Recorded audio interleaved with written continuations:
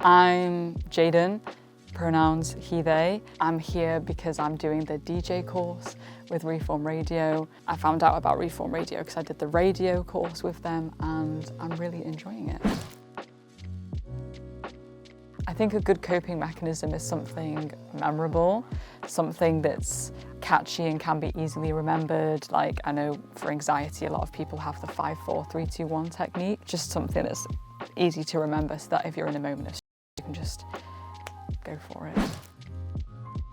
My go-to mechanism is a catchy thing that I've kind of come up with myself. So if I'm feeling stressed, I tell myself, kill the suspense or play with the suspense. So kill the suspense is like, instead of trying to work out what's happening and getting anxious about something and trying to predict what you think will happen, just saying, okay, this thing might happen. So what? Kind of like you're playing a horror video game and it's like when you're waiting for the jump scare, sometimes the suspense whilst you're waiting is worse than the jump scare. So it's just about getting rid of the fear of the bad part, the jump scare, and then play with the suspense is converting nervous energy into determination and excitement. So I kind of pretend that I'm, like you're about to run a race and it's just like a little switch of emotion, but I find that it just makes the anxiety less overwhelming and it makes it more of an enjoyable experience somehow. I'd say music and connection.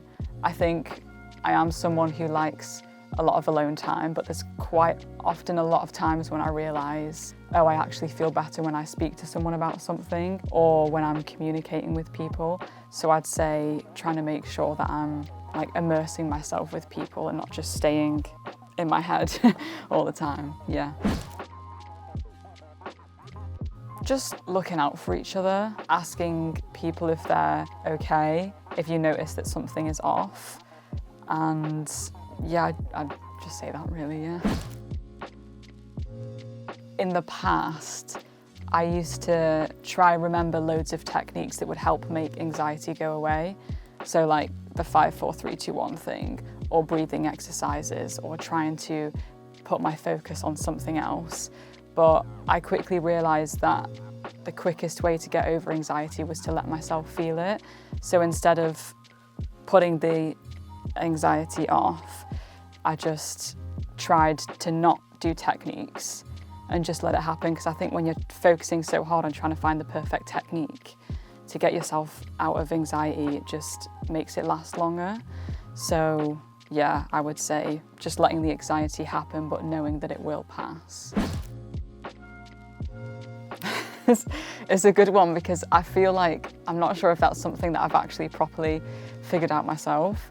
That's something I'm still learning about, yeah. But I would say, yeah, again, probably just listening to music and making sure to talk to other people. I think I'm most distracted from my thoughts when I'm talking to people.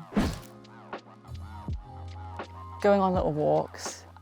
I live in the countryside, I'm very grateful for that. So I just like getting out every day to do a little walk, yeah.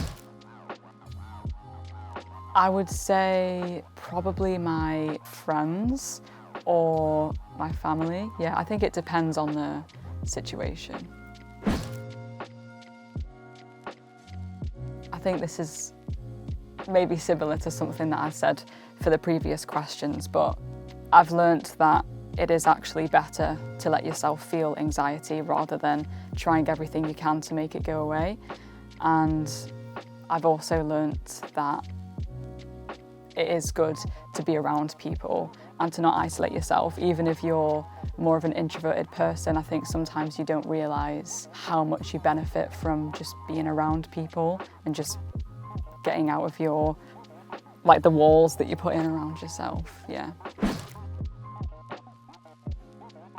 Yeah, I would say maybe on this course actually, or any of the courses that I've done at Reform Radio, I try, if I notice that other people are feeling stressed or worried about their final project, I try my best to, just check in with them. It doesn't have to be a deep conversation. It can just be like, having a laugh about something and just asking if they're how they're feeling about their project, and just like little conversations when you notice someone needs a bit of a boost. Yeah. There isn't one perfect coping strategy, and coping strategies are a very individual thing.